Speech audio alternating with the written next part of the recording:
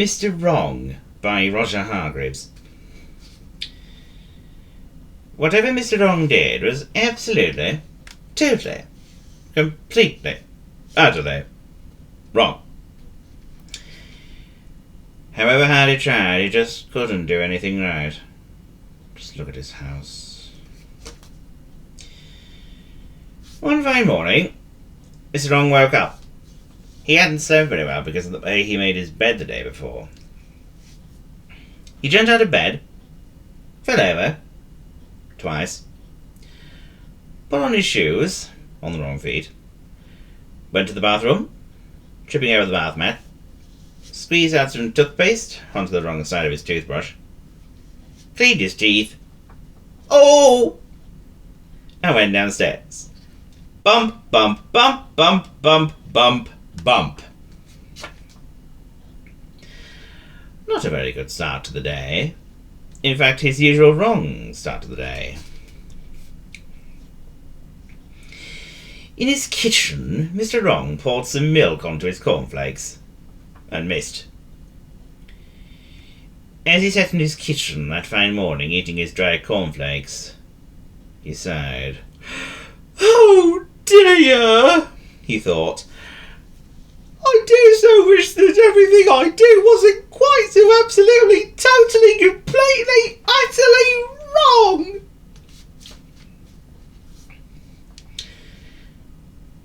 So, after breakfast, he went for a walk in order to think how he could solve his little problem.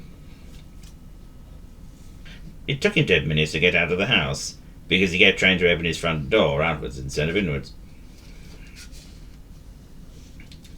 As he walked along, he passed a worm. "Oh, good morning, dog," he said. The worm grinned. He was used to Mr. Wrong. He met the postman. "Hey-oh, good morning, Mr. Wrong," called the postman cheerfully. "Good morning, Doctor," replied Mr. Wrong. Oh dear. He met old Mrs. Twinkle, who lived down the lane. "Good morning, Mr. Wrong," she smiled. "Oh, good morning, Mr. Twinkle," replied Mr. Wrong. Oh dear. And then he met somebody he'd never met before. Somebody who sort of looked like him, but didn't. "Good morning, sir," said that somebody. "Oh, good morning, madam," replied Mr. Wrong. "I'm Mr. Wrong." "Well, I guess that," replied the person. "Well, I'm Mr. Right. Now tell me," he went on, "why are you walking along looking so miserable?" "Because," replied Mr. Wrong, "I can't do anything right." "In which case," said Mr. Right, "we'd better do something about it. Follow me." And off he said.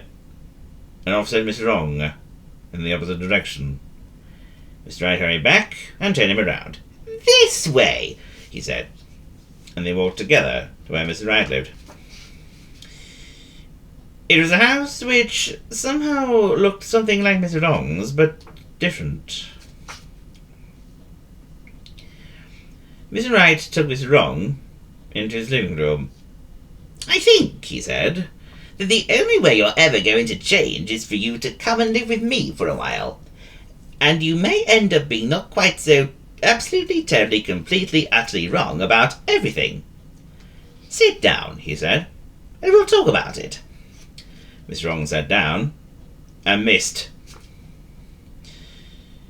Mr. Wrong stayed with Mr. Right for a month. And during that time he changed. After 1 week, he was less slightly wrong than he'd ever been before.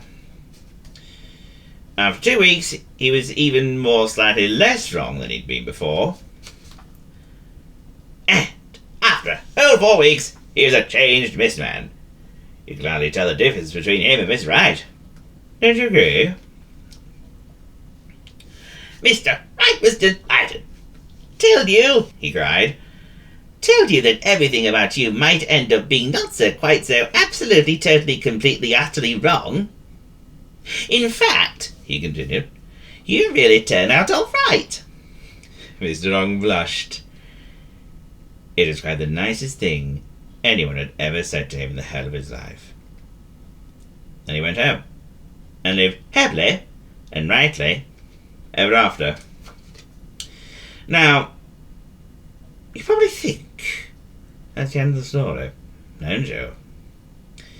Well, it isn't. And the reason it isn't, because of what happened to Mr. Right. The trouble was, you see, that the longer Mr. Wrong had stayed with Mr. Right, the more right Mr. Wrong became, and the more wrong Mr. Right had become.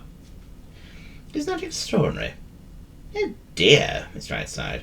My plan didn't quite work out the way I'd planned it after all. And he went to bed. In the bath.